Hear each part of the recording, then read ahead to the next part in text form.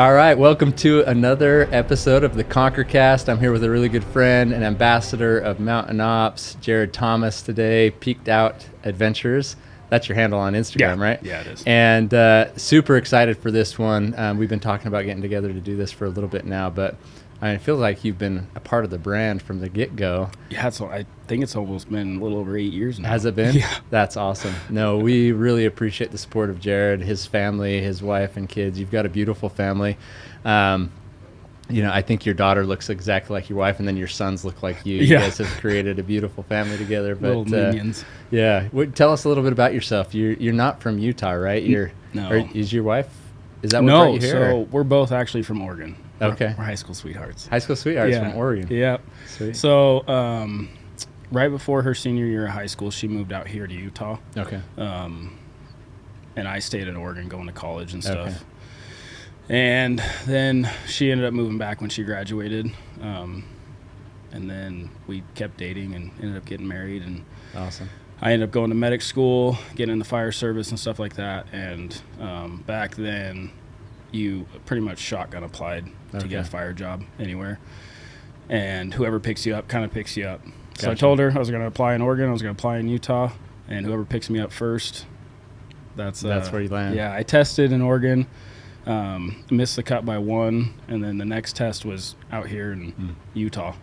And Sandy Fire picked me up. Nice. So Sandy Fire. I grew up in Sandy. Oh, actually. did you? Yeah. So that's awesome. That's awesome. Yeah, I grew up just up, kind of tucked up by the mountain, and when I was 11, moved up this way to Davis County. But Sandy feels like home to me. So that's cool. Are you still at Sandy Department? Mm-hmm. Okay. Yeah. Cool. So we moved here in 2016 March. Okay. Very so cool. we've almost been here 9 years now. Oh wow. And I moved here about a week before Academy started. That is awesome. So good stuff. 500 feet of elevation to 5,500 feet elevation. Yeah. Dang. It was great. No, that's awesome. I appreciate you being here. I want to talk about a lot of different things with you.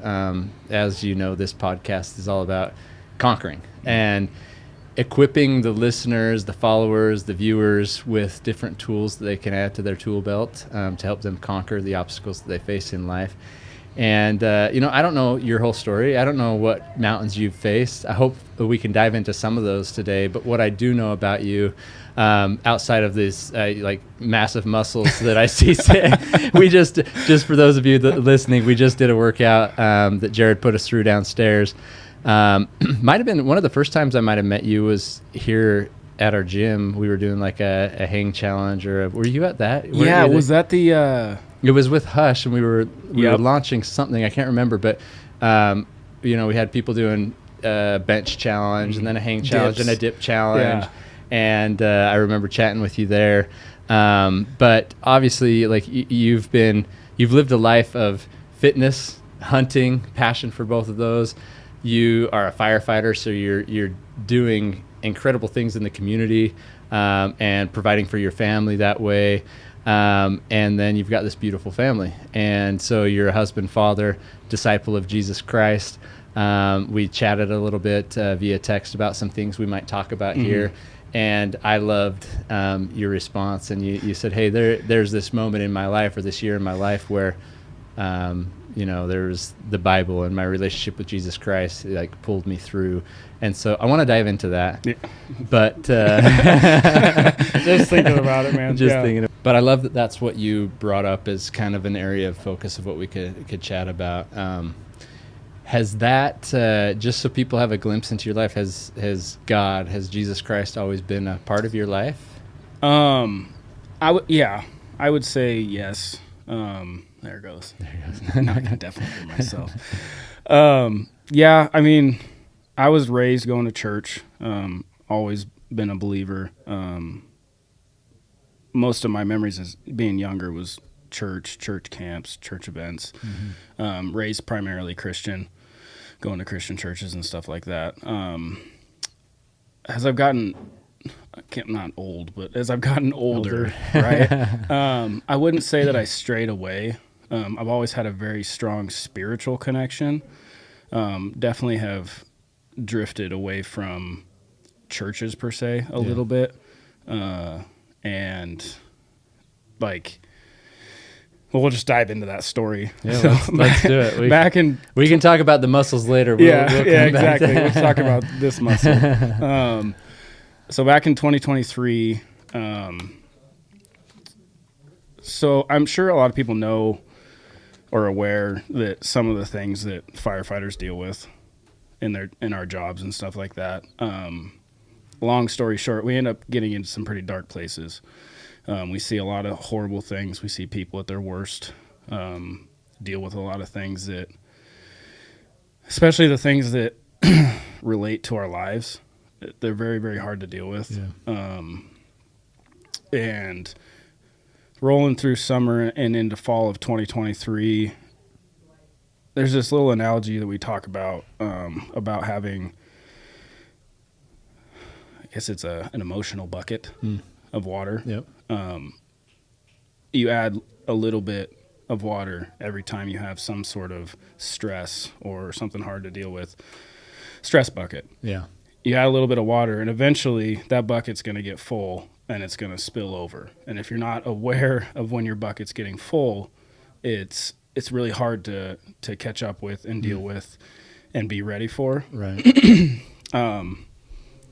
It's not that I wasn't aware of that bucket filling up. It was just, I was just so busy doing everything that it filled up before I was ready for it to fill up. Right. Opening weekend of archery season rolls around, and I actually have this on one of my YouTube hunting channel videos. I got up in the mountains. I was probably 5-6 miles in. The day before opening day, I set up my tent. I got to the top ridge to glass before it got dark, before opening morning. As soon as I sat down, Trevor, I just started bawling, started crying. That bucket just shattered. Were you anticipating that, or no, did it just all of a sudden I wasn't at all. And I was just sitting there, and it just happened, and it caught up with me. And I had to kind of reflect a little bit, call my wife, call my dad, the two people that, I mean, I have other people in my lives that are always there for me, but those two people, they're your go-to. They're my go-to. And that's incredible. What makes them your go-to? I don't know. My dad is my best friend. He's always been my best friend. I mean, he's just always been there for me.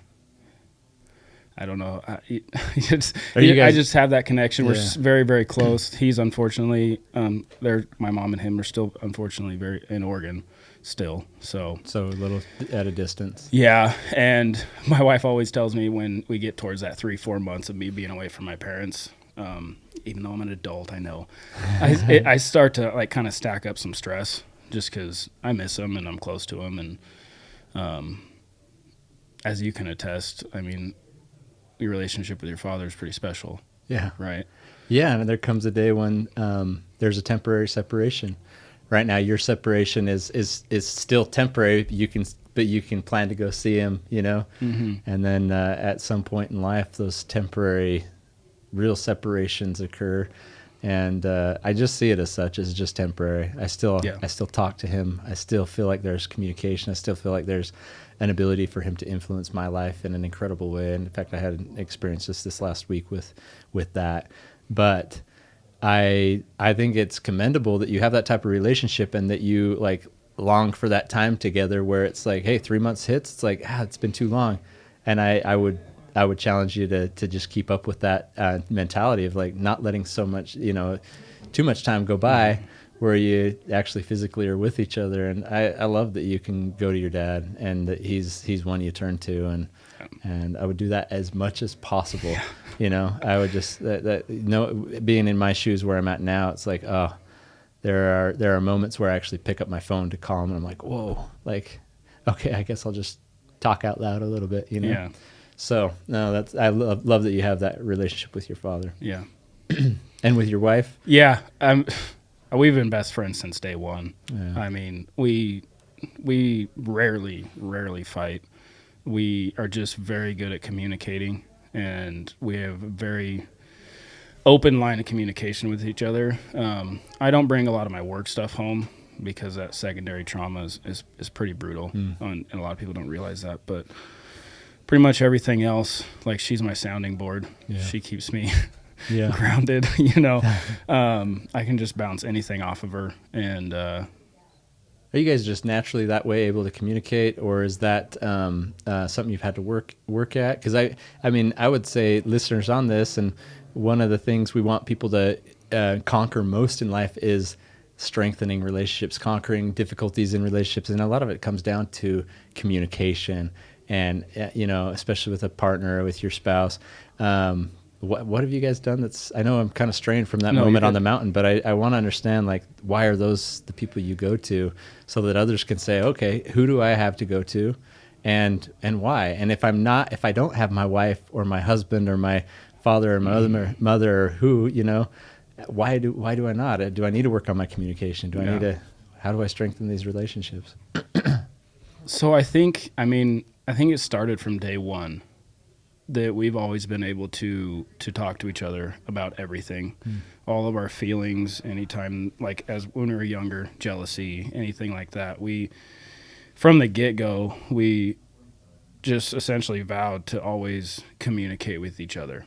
And in new friendships, or just, let's say, for my fire crew, for instance, one of the first things I say is communication is the most important thing we have. If you ever have any issue, no matter how small, we need to talk about it, because every little issue becomes a big issue if you don't talk about it. So, and honesty obviously plays into that.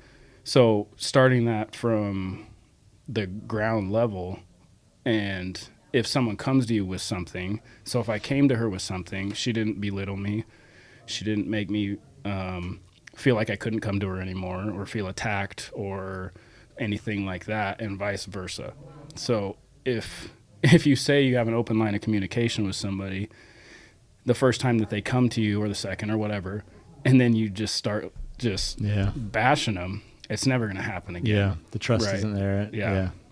Because once you lose that, it's gone. Yeah, and then the vulnerability's gone. Yeah, I get it. That's awesome. Well, that's awesome that you have that with obviously your parents, and then with your wife, because there's nothing greater and more powerful than a couple that can come together, understand each other, be vulnerable with each other, trust one another, and together conquer. And I'm sure through that relationship, involving God in that process. Yeah, that's cool. Okay, so you're back up on the mountain. Oh yeah. the bucket over. The dam breaks. The bucket exploded. The bucket explodes. Being 6 miles in, I sat there for a minute or two after I got off the phone, and my wife, being my wife, she's like, "Whatever you need to do, do what you need to do." Yeah. And I packed up all my stuff and I went home. What did you express to her? Like, when you're having all these emotions, could you pinpoint it, or was it just like, wow, I'm getting hit with? I think I got hit with a ton of stuff. Yeah. And for those people looking to go, if they have a family, kids, stuff like that, if you're looking to go on a hunt and you're going to spend any time away from your family, make sure everything's squared away at home 100% before you go on the mountain, because all the guilt rolls in. All the little times that you raise your voice at your kids and you feel like you shouldn't have, like, all that stuff just pours in. Yeah. And that I think maybe was what it was a lot of. Which could potentially be healthy if you go there and you're not experiencing that at home. You're maybe overlooking the fact that you're raising your voice at times, that you're communicating poorly, and then you need to break away from that noise sometimes that you're not even seeing, and up there in the mountains, maybe all of a sudden the time to reflect helps you understand, like, here's some areas of improvement. I think that God teaches us in powerful ways when we escape to the mountains, or we escape to sacred places where he can say, hey, I love you. You're doing great, but you can do a little better. Yeah. And here's where. The choice we make at that moment when these emotions hit us, like, that's what defines us, though. It's like, hey, okay, so are we recognizing those areas where we can improve? Are we going to go and address them? Are we going to, are we going to make the steps for improvement? And then ultimately be back in the mountains without that guilt at some point, you know? But, exactly. So all these things were hitting you all at once. All at once. And it's like, I can be doing better. I need to be doing better. There are some loose ends that need to be tied up before I'm up here. So I packed everything up and I went home. Wow. And the funny thing is I didn't know what it was. Like something, let me back up a little bit. For the last couple of years, something has been missing in my life. And I didn't know what it was. Just that feeling in the back of my mind, in my heart, something has been missing. Prior to this moment? Yeah. And then that feeling kind of came back again when I got home.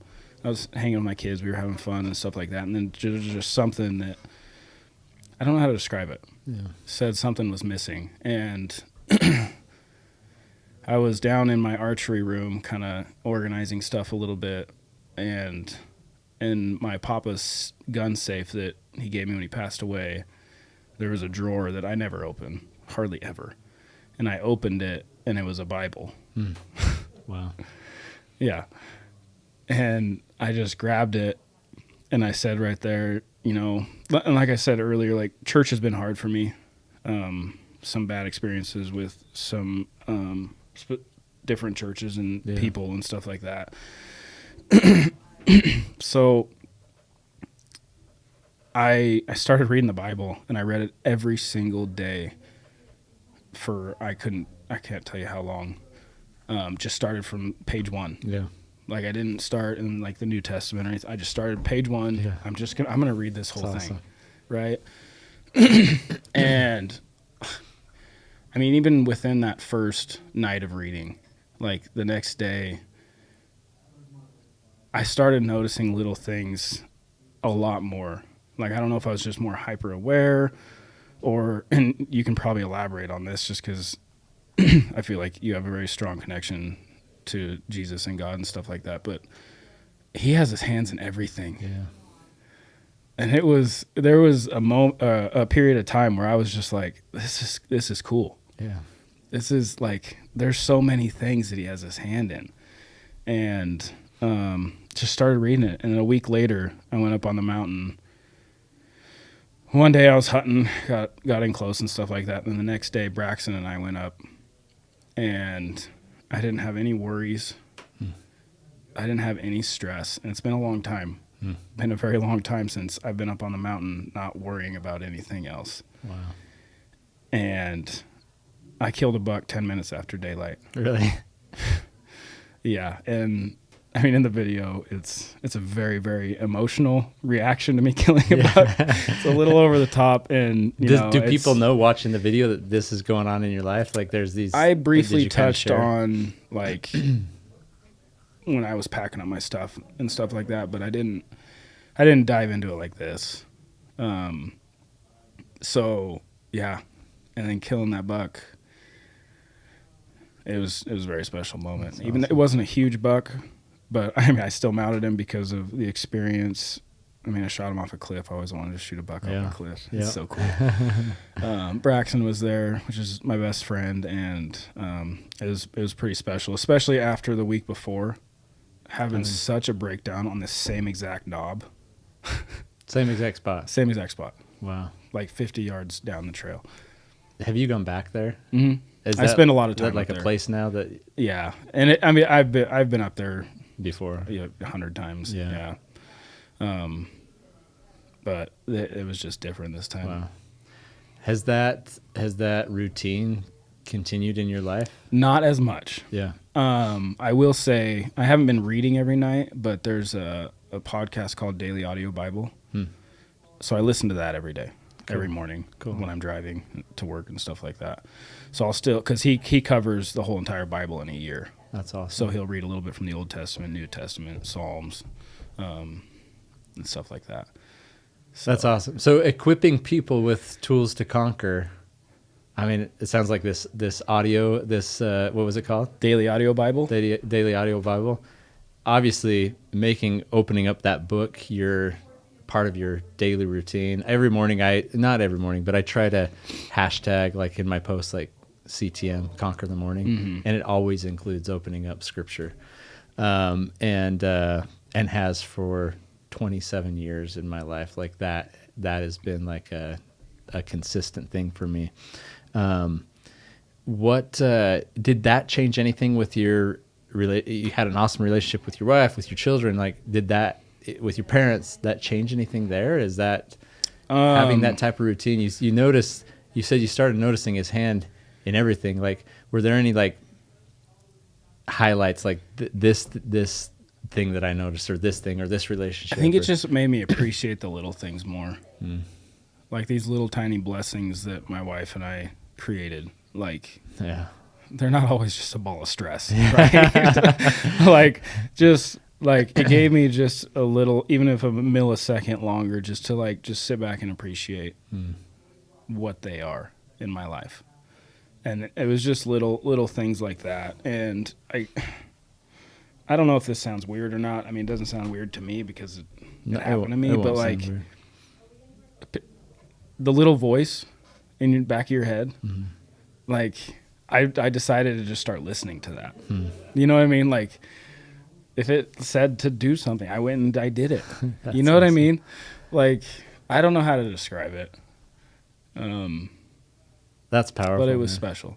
How do you maintain that over a long period of time? Like what advice would you give to people so that it stays a consistent That's tough part of your life? Because it's so easy to stray away. Yeah.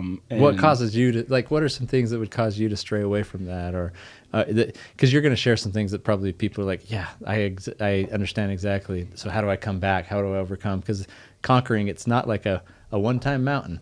It's like okay, I got there. Now I'm either sliding back or I'm at the summit and there's another mountain right in front of me. How do you and stay it's consistent? Funny you bring that up because I've noticed as of the last few months, like I've pulled back a little bit. Okay. Right. Intentionally or unintentionally? Just Unintentionally. And I think it's so easy for us to get into the groove or the rut of just doing the same thing every single day. It's easy to let things get in the way, right? It's so easy for me just to fall asleep instead of reading, right? And when all I got to do, I just got to pick it up and do it. It's just, I mean, if you got to start back at square one, then I think that it's okay to start back at square one, which is probably what I'm going to do. Yeah. Because I'm far from perfect, Trevor. Like we all are. Yeah, it's like I haven't been reading every single day, and over the last honestly month, it's like I keep telling myself, "You need to read. You need to read." And what the change that I'm going to make is I'm going to start doing it in the morning, like what you do, because I'm so tired at night. Me too. And reading, especially scripture, for whatever reason, I've always told my kids, if you're struggling to go to bed, just open up the scriptures, open up the Bible, we read in the Book of Mormon in our house as well, and it's like, just open them up at nighttime. For some reason, it's the best lullaby. It is. It's like, because sometimes it's thee and thou and these, it's like heavy to read at times. So I always try to challenge my kids and those that I work with. It's like, start that in the morning because you're a little more alert, and that's a great way to include God as you start the day, as a signal to Him, like, I need you today. No, and that's a great point, and I'm gonna start doing that. That's cool. In the morning. I have to. It's comparing, like, so this is like spiritual fitness, and then you're like this specimen when it comes to physical fitness. Like, do you find yourself slipping ever on the physical side? Or all the time. All the time? All the time. So it's a similar process. What causes you to slip on that? Just kind of life wearing you down? Is it kind of similar things? Between making up excuses for myself or just letting life get in the way, or just saying, oh, I'll get to it later, when I deep down I know I'm not going to get to it later, right? I think, and I don't think that there's anything wrong with that. I'm going to be honest. But the important thing is to not beat yourself up. Amen. You know what I mean? Yep. People fall off a diet for a day. Dude, don't beat yourself up. Yeah. Just get back on it. Yep. If you're doing 85, 90%, yep, you're doing pretty dang good. Yep. Right? So if you miss a workout for a couple of days, just get back on it. Yeah. I love that. If you beat yourself up, then you're going to be stressing. Then you're not going to want to do it anymore because now you're going to get in this depression. And just do it. So good. Yeah. I think people need to give themselves a little bit of grace. Life is hard. Right? It is so hard. Especially as you start adding children to the mix, and you're like, I've got to get this done for me, for my family, but I also need to be teaching them these principles that sometimes you feel like you're trying to learn still yourself, you know? I like, yeah, there's moments in my life where I'm like, man, I should have learned this by now. Like, my kids shouldn't be hearing me talk this way or losing my temper or being impatient or whatnot. Like, you know, I'm 43 years old. I felt that I had learned this before. Like, why does it keep, you know? Mm-hmm. But we're just human. And so I love that. Like, every day we get to start anew. Every day we can repent of things we've done that day, and tomorrow is a new slate, a new day, and bringing it back to Jesus Christ. I believe we can cast that at His feet, and we can move on, and we can start fresh. Yeah. When my mom comes and visits, and they go to leave, she leaves notes all over the house. That's cool. I do. I love it. I don't know, and I don't know if I've told her that or not, but I love it. And he loves it, Mom. Mom, I love it. Don't stop doing it. My kids love it too. Did she do that growing up to you as well? Or? She would always write notes in my lunch and stuff. Yeah, like that. yeah. I think I was like 27 when she stopped putting toothpaste on my toothbrush. You know, you're 28 now. Yeah, no, 34. But no, we just pulled some stuff off the fridge today, and I saw the note on the table, and it says, "Every day is a new page." And we get to write what's on that page, right? Mm-hmm. I love that. Yeah. So that's so good. Fits perfectly. There's a lot like that I could unpack with your story, starting at the moment where. Well, let's go back a little bit. I don't mean to be talking about my thoughts. This is you. You're the guest on this, but we're just having a conversation. We are just kind of having a conversation. Going back to you call it secondary trauma. Yeah. When experiencing what you see in other people's lives and having it affect you. So like me as a firefighter, I go on a really horrible call, and then I go home and I tell my wife detail by detail. That's going to be the secondary trauma. Okay, so you don't take that home. You kind of leave that out. I try my best to leave it there, but sometimes stuff's so hard that she needs to understand why I'm short, why I'm just angry, and why I just want to sleep all day. Sometimes I just need to explain that to her, and I try to leave out the gory details. Yeah. And she knows if I just come home and I'm just like, we had a really hard one, you know, and it's hard sometimes. Well, that hits home because at the Hunt Expo last year, there was a firefighter paramedic that was in our booth, and he was a Mountain Ops customer, Mountain Ops fan. And he told us that he had been up to our office here. One of our guys had some health issues and was taken by the ambulance. And then I thought, you're up in that area. My parents live just down the street from here. And so I said, do you remember a night where there was an older gentleman that had a fall down these stairs and you could kind of see it on his face? He's like, that was your dad. And this paramedic, this fan of Mountain Ops, had no idea. It was like he came to my mother's rescue, but found my dad pretty mangled up at the bottom of the stairs. His body wasn't. It was pretty contorted, and his neck was severed 100%. And he said those are some of those moments that it's like you have this weight on you, and you're not sure. We resuscitated him, but we knew like it wasn't going to happen. Mm-hmm. He wasn't going to be there. I was there at the house. I saw him like get him out. I had a little bit of hope because they resuscitated him. They had one of those machines on his chest, his arm. Auto pulse. Yeah. And it was amazing because he said, we experience some of these things every once in a while. And then I'll never forget him and one of the other firefighters and paramedics was there with them at the Hunt Expo said, can we come and serve your family anyway? Like, does your mom need her walks shoveled? Does she? Like, I was like, what? And he's like, there's a moment there where we were a part of that individual's lives in his last breaths, and, you know, this and that. And like, it changes us in some different ways, you know, and I'm assuming it's similar way where there's just this weight and this burden that they now carry, and they did all that they could, but now there's this family and this woman that's been left on her own, and now her life's been tragic, it's been difficult, and she's got incredible faith in Jesus Christ and the hope in the future that she'll see him again and all of that. But still, you're married. Not easy. I mean, your wife is your best friend. Imagine that separation after 55 years of marriage, and you're with your best friend that every day, and then all of a sudden you're alone, you know? And it's part of life. It's part of what we go through. But there's individuals that are in those moments that are strangers, but then become like part of this life-changing, impactful moment. And you're one of those heroes that's there, like trying to help a family on their worst day, right? Yeah. So thank you for doing what you do. I mean, I can't even imagine, because just for me showing up at that scene, and obviously it was my father, so that was really difficult to see. They wouldn't let us see what was going on. My mom saw it all. She had to call 911. Yeah. But my kids called my dad. They call my dad Papa.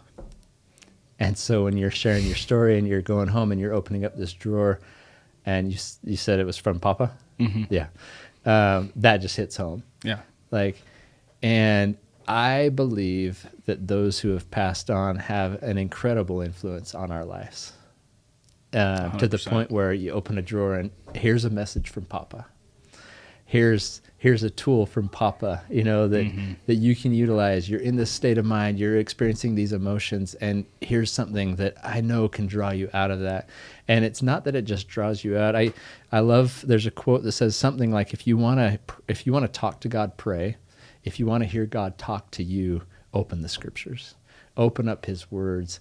And there's a power and an influence that enters our lives the moment we begin a serious study of those scriptures, of those passages of ancient and sacred writ, that you open them up, and all of a sudden these experiences people were having and prophets were having, and they're testifying of things. It's like you can, if you take a moment to really dive in, you can liken those to your own life and see, like, they were on a journey and I'm on a journey, and they were looking for a connection and they had it and they found it, and there's this and this in my life as well. And all of a sudden there's this power and influence that sometimes you can't really pinpoint, but you start to recognize the hand of God in little details, and you're like, this is incredible. You know, life is so much more than just like coasting by, and God's trying to teach us something. And so much of your story resonates with me, because I have children who call my dad Papa, that are, daughter off on a mission, one prepping for that, finishing up school. And I am almost more confident that my father can have an influence on them now better, in a greater, more impactful way where he's at. Papa can influence, than had he been here. And that doesn't, like, I hate that he's gone, but I love that he can still influence in that way, and help bring a power and influence into my children's life, especially in mine as well. I love the connection I have with him, but that my children through him can be more centered and focused on God, and he can kind of point them there, because he's in a different place with God now, Yeah. And that's just a testament to how incredible of a person he was. Yeah. I'm assuming. I never met him, but if somebody is still making an impact on your life that much when they're not here on earth, then they must have been an absolutely incredible person. Yeah, that's true. That's true. Oh, that's awesome, man. And I think, your life, my children, your children, all this, like, there's a passage of scripture that states, I will go before your face. I'll be on your right hand and on your left. Mine angels round about you to bear you up. And so, like, I think of your Papa, I think of my dad, the Papa to my children, like, those are the angels that have a face and a name. Sometimes you think of, like, are there angels out there? Are there, like, influences in our lives? And sometimes you don't put a face to that statement or that scripture or whatever, and it's like, we can, and they're providing us a means to remember often in our lives what matters most and what's important. So that's incredible. Anything else with that story you'd want to express and share with the team? I mean, with the team. With the team. The team. I get team. so used to Hey, sharing team. with our team good. about how they'll all be listening. Hey, you guys so. are a team. You're on a team. I mean, it just kept rolling that whole entire fall. So we went to Oregon and hunted elk. Gosh, I made, like, my dad and I, like, I told him this story, obviously, the whole every detail about my deer and everything like that. And then when we showed up to Eastern Oregon, a place that he's hunted probably for 40 years, like, I've killed my first deer, my first elk. It's just, this is our place. Yeah. And we sat there, and it was like, you know, Dad, as bad as I want you to kill an elk, we're just going to roll with it. Whatever little voice tells us to do something, we're going to do it. We're just going to, and I filmed the whole thing, and I love filming, but, like, it takes a little bit away from stuff. Yeah.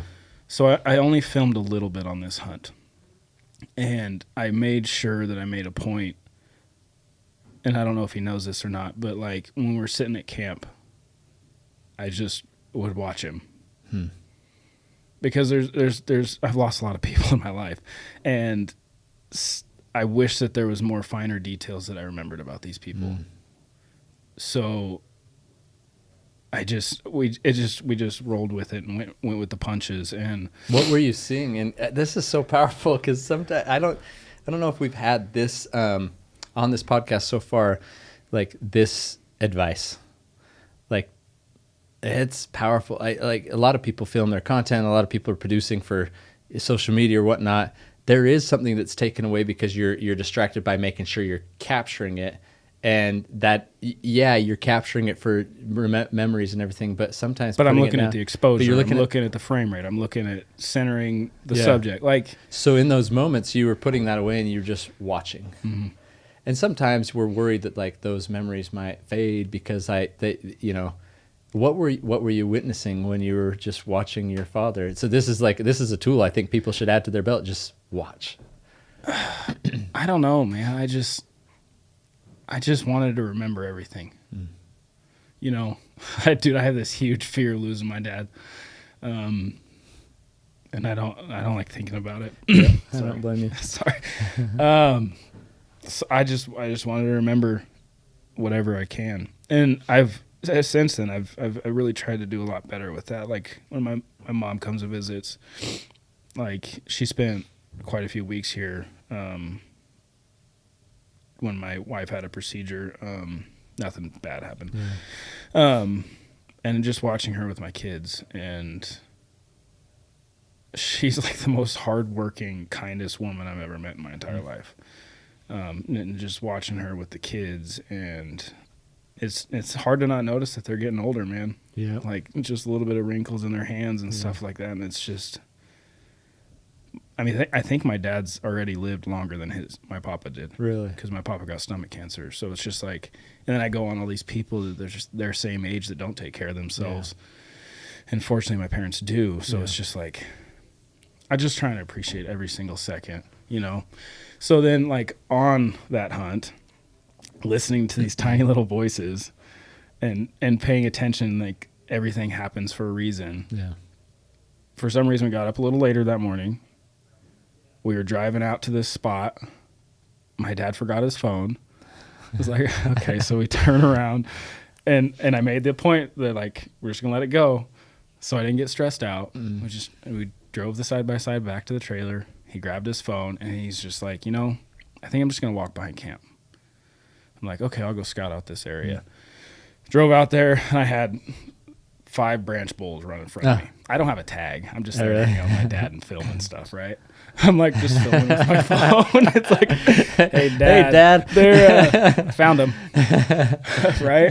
And then something just told me to head back to camp. Yeah. So and rapidly for some reason. So I hauled up back to camp. And I got there and he wasn't there, which wasn't surprising. And I was like, I know exactly where he is. So I went probably because the voice was telling you, like, here's where to go, like, just listening to that. Yeah. And he said he's gonna walk behind camp, but I was like, I know exactly where he's going. Yeah. Drove about 400 yards up the road. And as I'm going on this road, I look over to my left and he's standing there in an open field looking at the ground. And I turn off the side-by-side, and he looks up at me, and he just throws his hands in the air. And it's like, literally like not even 5 minutes before I got there, he shot a cow elk. Wow. And that's awesome. Dude, it was so awesome. That's amazing. Yeah. It was just every little thing then we spent the rest of the trip, we just fishing some little ponds and tried calling in some bears and coyotes and stuff and just hung out. Any distinct impressions from watching your dad on that trip? Like as you put the phone or the camera away and just you watch, like, tell me about your dad. Like, what do you witness in him that you're like, okay, I want to remember this about him? He's got a very high attention to detail. And it just seems like he's always thinking about something. So just watching him, whether he's doing something, it seems like his mind's always going. And I should ask him what he's thinking about, because that'd be probably pretty profound and stuff. But like, I don't know. It's just, he just seems at peace, honestly, all the time. That's powerful. What's got him to that point? Well, he just retired. Okay. So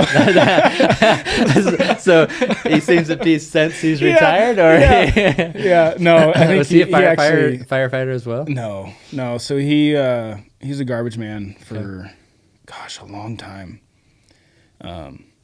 He's a good one too. Awesome. He won like National Driver of the Year and stuff like that. So we got to go on this like Texas hunt together and stuff. Is that up in Oregon then? Where he worked? Yeah. What part of Oregon? I grew up in Eugene, Springfield area. Okay. So that's where like the connection, I've seen you in photos like in some of your younger years, not that you're old now, but like with Cam and with Wayne. Wayne and Eric McCormick and Nick the trainer dude. Yep. Yeah. Okay. Yeah. So known all those guys since I was like in diapers. Okay. Wayne was like a second father to me. Cool. So he's the one that owns the bow rack and stuff. Took me on all my first like bear hunts and stuff with my dad and stuff like that. So very cool. Yeah, that's awesome. Grew up around all those guys. Cool. Which probably I turned halfway decent. You know, had some pretty good influences in my life. You're more than halfway decent. You're an awesome individual. That's really cool. I think of that being willing to kind of just trust that voice and to listen to that, the voice in the back of your head. I often call that the Spirit, the Holy Ghost. And I think the moment you do start a study and you open up those words, like it brings a power and an influence into your life where you start to hear God speaking to you through this Holy Spirit and directing your path. It takes somebody, though, intentionally and consciously saying, like, I'm going to obey this voice. I feel like the more I've been willing to obey that voice in my life, the more trust that I've received from God, and more of that voice is heard and given to me. And I think it's the same with our children. The more they obey, the more they do, the more you want to provide them direction and assistance and those types of things in life. I just think it's really cool that you took time to just observe and watch your dad. My mom used to, I don't know if your mom or dad or if you ever heard this, but if there was ever a train, have you ever heard the Stop, Look, and Listen song? Stop, look, and listen. Stop, look, and listen. Choo choo, the big train is coming down the track. Like I remember, like, anytime we heard or saw a train, we were driving in the car, like all of the kids, and there's 7 kids in my family, so we're like, stop, look, and listen. And so we'd look for that choo choo, the big train's coming down the track. But I think there's so many profound lessons in just stopping, looking, listening. And if we don't take time to do that in life, the choo-choo, the big train might just pass us by and we don't even recognize it. And sometimes we're looking for these, conjure up these big moments in life.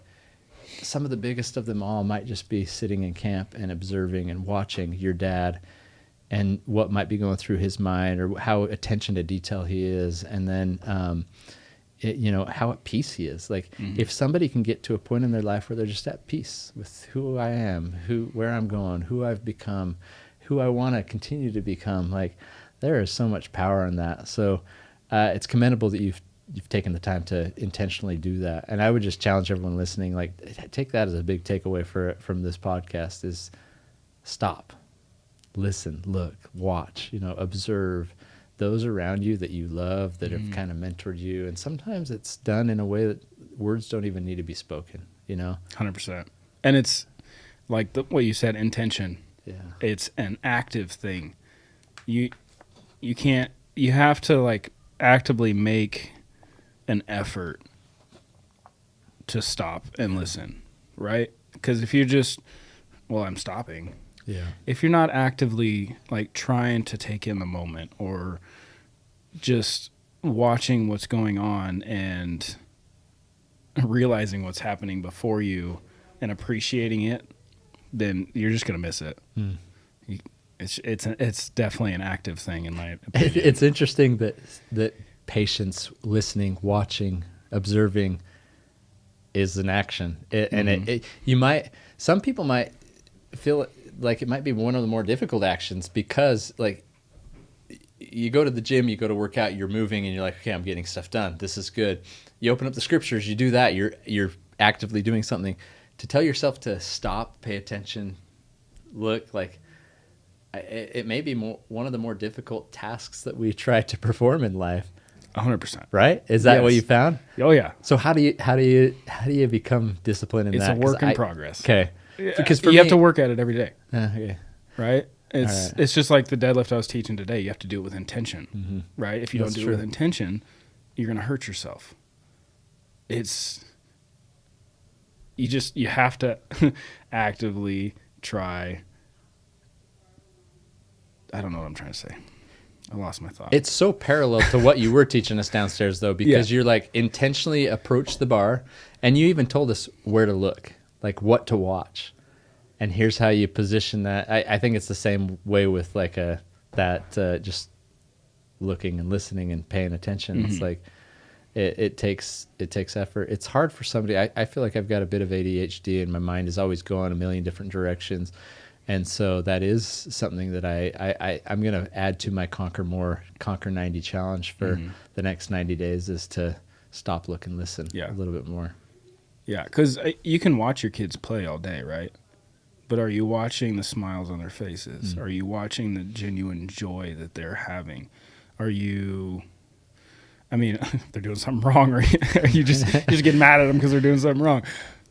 But if you sit back, or if you're like when I'm wrestling with my twins, if I just take a second and genuinely listen to the giggles, if I can take a second and look at the joy on their faces, dude, that sits with me so much more than just like, oh yeah, I wrestled with my kids last night. It was hilarious. You know what I mean? Yeah. Why is it so hard to do sometimes? That's sometimes the things that I go out on the mountain I feel guilty for. I'm like, I'm not paying attention to those moments. I'm not, I need to do better with this. Because it's hard. It's just hard, huh? Yeah. It's so much easier just to keep going through the paces. Yeah. Right? Yeah. Intentionality is hard. It is. There's talking about the scriptures and listening and such, there's even in my book I talk about this, but there's a word in the scriptures and it's hearken.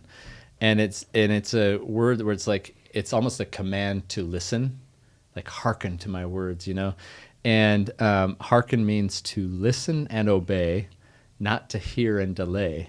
And so sometimes we can even be in a conversation with people at times. You're out at camp with your father and you pull this up and you can hear what he's saying, and then you're just hearing though, and you're like, you miss the whole conversation. You miss it, right?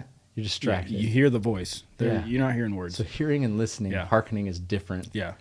So it's really paying attention with your body language, with your mannerisms, with the questions you're asking, and no, this is really good. Probably some of the most impactful lessons we can learn, and if applied, like will bring about maybe some of the greatest differences in our lives. I think so often it's like all these major feats, all these major accomplishments, all these like, I'm going to go run this, I'm going to go accomplish this, I'm going to lift this, I'm going to kill this, And what I'm hearing from you, it's like, it doesn't matter. Okay. That stuff doesn't matter, right? Yeah. Because you're doing some pretty incredible things in life, and I watch you and I see you on, your social page, and honestly, our team, our Mountain Ops community, they've seen your face, they've seen your fitness reels, they've seen your photos. You provide us a lot of content, so people know who you are, and now if they're hearkening to what you're saying, that like what you're sharing is really what will impact a life more than just about anything else. Yeah. Yeah. But what I was expanding on, like, that stuff is like cool and all, but what really matters, I think, is this family and stuff like that. And it was just funny because I feel like we were talking about this on our drive down to Arizona and stuff like that. So this social media thing is, we're submerged in it right now.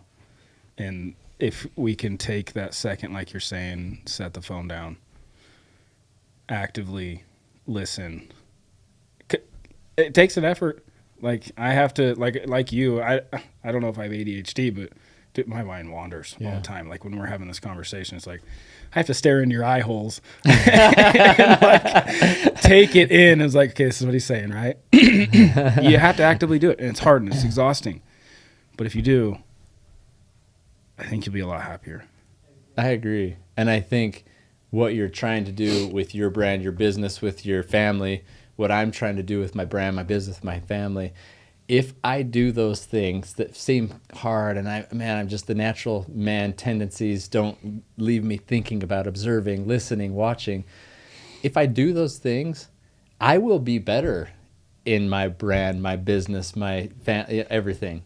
Like, if everything's sound at home, if my relationships are being attended to, sometimes it's like, oh, I got to get to this, I got to do this, I got to do that. But I feel like the key to it all is like, be intentional with those relationships that matter most, because then you can go and do those things in life that you're called to do, or you need to do, you're required to do, with this clear mind, like your Father, at peace with where you're at, with how things are at home, and you can go out and conquer in the world. But if that's a mess right here, if you haven't spent the time focusing or paying attention or listening, watching, man, it can distract you when you're trying to do these other things in life. Oh, 100%. And it's all connected. It's all connected. You don't take care of yourself, you can't take care of your family. Yeah. Don't take care of your family, you're not going to be able to focus on your job. You're not going to be able to focus on your hobbies. You're not going to be able to focus on your side job. Yeah.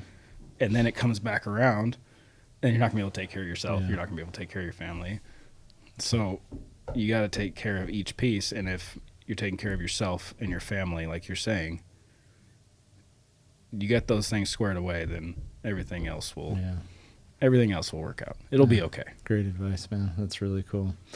Anything more to that story with the overflowing bucket and the Bible from Papa and all that you'd want to add? I just need to get back to reading it. Okay. Other than that, no. I mean, it was definitely a life-changing thing for me. Yeah. That's super impactful, and I would challenge you to conquer the morning by having that as your morning routine, and all those listening. But this has been a great challenge, and I think just the looking, the listening, the watching, and observing those that are influential in our lives, that's super important. What do you have on the horizon for your brand and everything you're doing, and your physical fitness routine, tying that together with the spiritual fitness, like conquering the morning through opening up the Bible and doing that allows that voice to be more present in your head, that God to be in the details.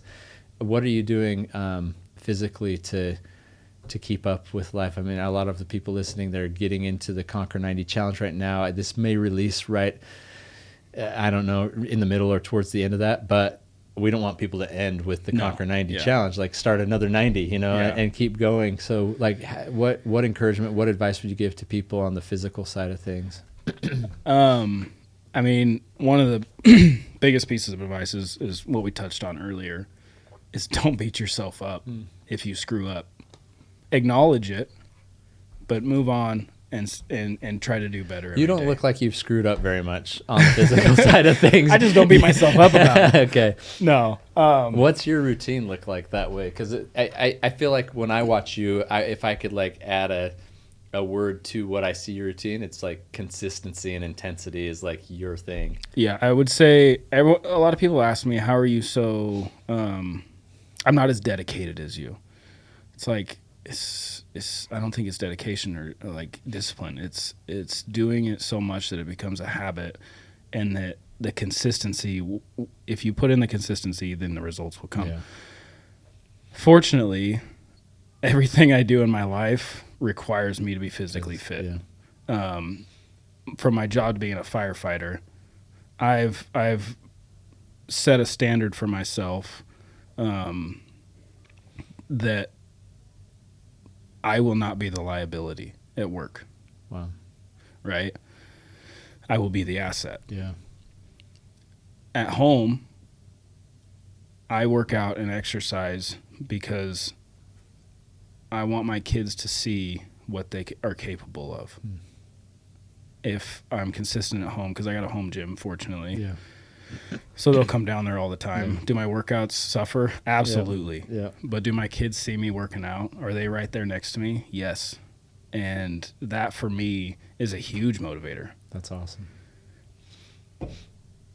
We live at a place that is at 5,000 feet, and the top of the mountains are like 10,500 feet. Yeah. So if I want to hunt these mountains, I need to be in shape. Yeah. So everything in my life requires to be physically fit.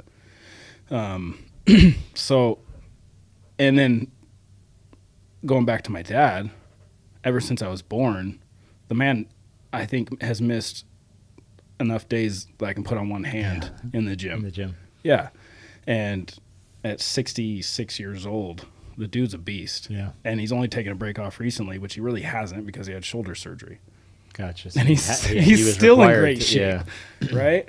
So that right there just shows that he was so consistent that I'm consistent now, which means that my kids are going to be consistent, and so on and so forth. Generational impact. And what's important to your dad becomes important to you. What's important to you becomes important to your children. By example. Yeah.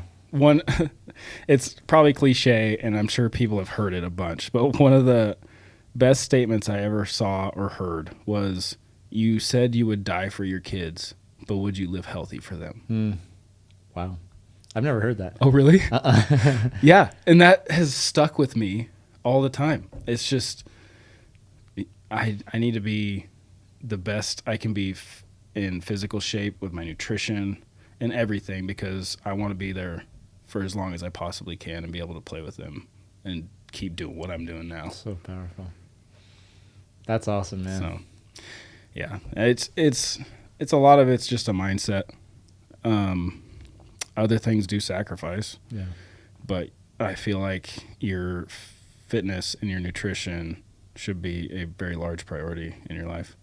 How has nutrition played a role in your physical fitness, and how do you maintain that?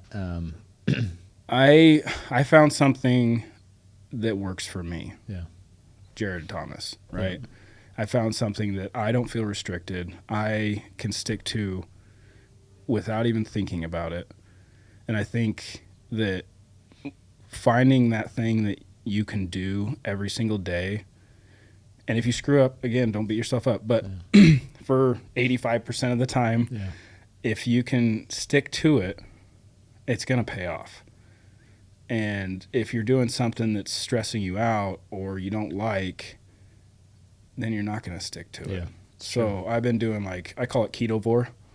So it's like a keto carnivore. It's mostly animal products. And then I have the company I work with called Keto Brick. Yeah. So I'll throw that in there with some frozen berries and stuff. But other than that, the occasional little bit of broccoli, a little bit of cauliflower. But other than that, it's meat. Cool. Been doing that for probably close to 7 years now. How much of that meat is meat that you harvest? Vast majority. That's awesome. But you can't beat a good ribeye. That's true. Can't beat it. I don't care what anybody says. A good ribeye is a good ribeye. I did the carnivore diet for 4 months back in 2020, and I got sick of a lot of things that I was eating, and it was new to me. It was difficult for me. I started seeing the results I wanted were awesome, but the one thing that I craved multiple times a day was a ribeye. Oh, like, the fat. The fat is just like, it was yummy. Incredible. Yeah. So, yeah, I agree with you. Yeah. So, yeah, I mean, like I said, and I'm not going to say keto or whatever is for everybody, but I found what I can stick to effortlessly. Yeah. And like for the holidays, I'll have my father-in-law makes biscuits and gravy every Christmas morning. Yeah. I'm going to eat it. Yeah. And then guess what? I'm right back on. Yeah. And it's not that big a deal. Does that do anything to you? Like, does that throw off your system? It hurts my stomach. Yeah. Yeah, but it's but it tastes good. It's part of the deal, right? Yeah, that's good. And I just don't beat myself up about it because I really think that it's super toxic if you have these unintentional cheat meals and then you beat yourself up and it spirals downhill. Yeah. You got to tell yourself it's okay. I'm right back on it. Yeah. It's probably the getting right back on it and then sticking to it long enough so it's not every day saying it's okay, right? Yeah, it's okay. If you start doing it every day, then maybe rethink the plan that you can stick to. I think you threw out a percentage of 85%, and it's like, yeah, I think that if people can stick to something 85% of the time, I mean, it's amazing what impact they'll see in their life, what change and transformation they would see in their life. But it's difficult for people. And I noticed going on to the carnivore diet, what an addiction we have to food and to sugar and, just like this relationship that all of us have. And it's like without even knowing. Yeah. Like, and maybe sometimes we know, but it's like I realized then more than ever, like, man, I really enjoy some of these things that I shouldn't enjoy so much, you know? But I've helped a handful of people with nutrition and stuff like that, and I feel like that's the thing that you run into all the time. That's the issue is like, well, I want to eat with my family. Yeah. So you can just either portion it differently, or make something a little bit different. Yep. Or make something that works. Yeah. Like I've been doing it so long now, I can make food that my family loves, and it's not gonna hurt them because they're still eating carbs and stuff like that. But that's another story. Yep. But then I can enjoy it too. Cool. Right. Or if you need to fast, just still sit with your family. Yeah. It's okay. If your kids ask why, excellent opportunity for you to explain something that is beneficial in their life. It's cool. It's awesome. Right. Don't use it as a burden. Yeah. That's awesome. Because then you're gonna think it's a burden. And you're not gonna want to do it. Yeah. That's amazing. Trick yourself. Yeah. That's awesome. What do you have coming up this year on your social channel, on your hunting, like anything that people should be watching for, or any exciting hunts on the dockets? I guess Braxton and I decided to start a podcast. Cool. Yeah, it's called Bow Nerds. So him and AJ Coda, Knights of the Apex, they started a while back, but it hasn't really done much in the last year or two. So we're gonna kick that off and start doing like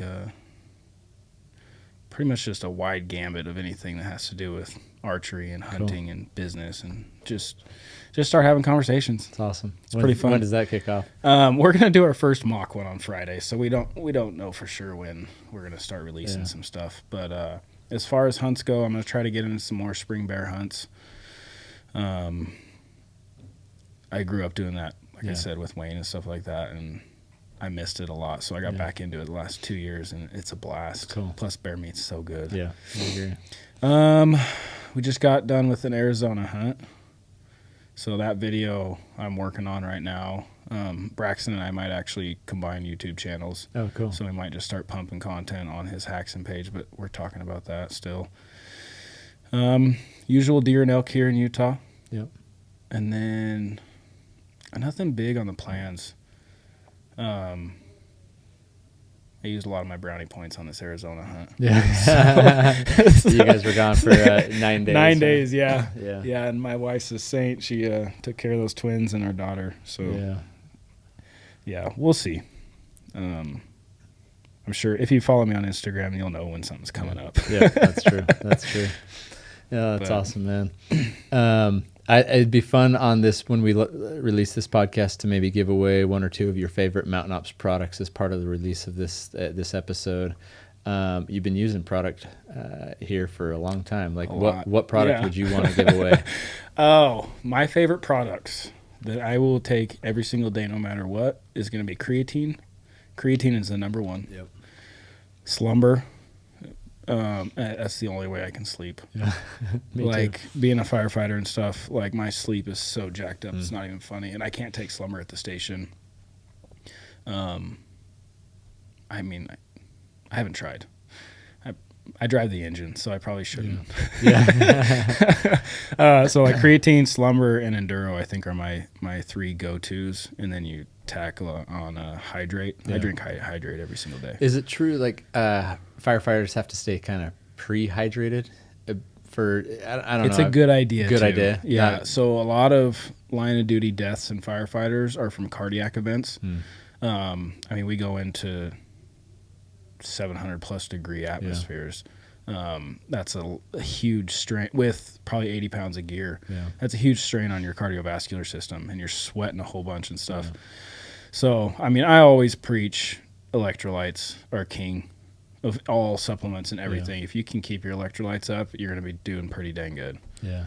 I feel like we need to be doing more within the firefighter community with hydrate. And maybe there's some things we can chat about there, and everything that's going on in California right now. We were talking as a team about getting hydrate out to those firefighters and just making sure that we're supporting that in any way that we possibly can.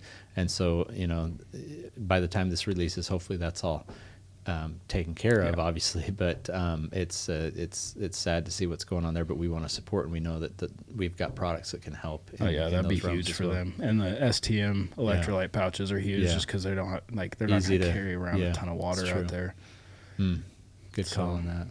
Okay, well, we'll give away then some creatine, some slumber, and Enduro and Hydrate, like a little bundle. Perfect. Okay, that's awesome. The Jared bundle.